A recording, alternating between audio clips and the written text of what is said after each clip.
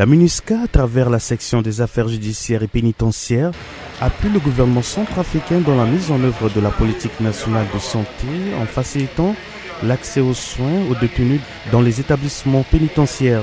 C'est dans cette optique qu'une délégation de la section des affaires judiciaires et pénitentiaires de la MINUSCA, conduite par la superviseure des équipes terrain, Leila Ben Othman, a effectué le 23 mai 2023 un déplacement dans la ville de Mbaïki, à 104 km de Bangui, dans le cadre d'une campagne de santé menée conjointement avec le bataillon tunisien basé sur place à Mbaïki en faveur des détenus. L'activité a commencé par la sensibilisation de la population carcérale, suivie de l'enregistrement des détenus, la consultation médicale et des tests de diagnostic rapide du paludisme et des infections sexuellement transmissibles. À la fin de la visite médicale, chaque détenu malade a reçu gratuitement des médicaments. Il convient de souligner que des personnels d'encadrement ont aussi bénéficié de cette campagne médicale. Le docteur Norbert Francis Sondi, médecin de la section des affaires judiciaires et pénitentiaires de la MINUSCA, ne cache pas sa satisfaction.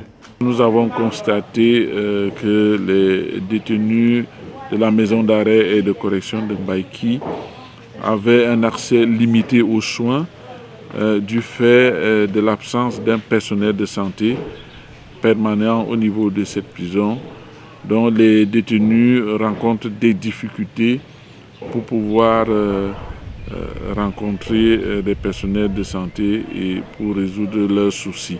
C'est pour cela que nous avons, dans ce cadre-là, demandé au contingent militaire tunisien de nous assister. Cette campagne médicale en faveur de ces détenus a vu la présence du préfet de la localité, Francis Bangué Dungoupou. Il se réjouit de cette activité. Je suis venu constater de visu le programme de soins des détenus organisé par la MINUSCA conjointement avec le contingent tunisien. Et je suis venu voir, les choses sont effectives et ça se passe bien. L'une des détenues, après avoir été consultée, a témoigné sa gratitude envers l'équipe médicale. Ils sont venus nous consulter pour différentes infections dont des maux de ventre et de dos, l'angine et diverses autres maladies dont nous souffrons. C'est pourquoi ils sont venus nous consulter et nous donner des traitements. En sa qualité de directeur de la maison d'arrêt et de correction de Mbaïki, Jérôme Mangitogba salue lui aussi l'initiative, soulignant que cette campagne est la bienvenue au sein de son institution. Bien qu'étant en prison, tu gardes toujours tes droits. Tu as le droit à la santé, tu as le droit à la nourriture, tu as beaucoup de droits qu'il faut qu'on puisse respecter parce que ta vie ne finit pas à la prison.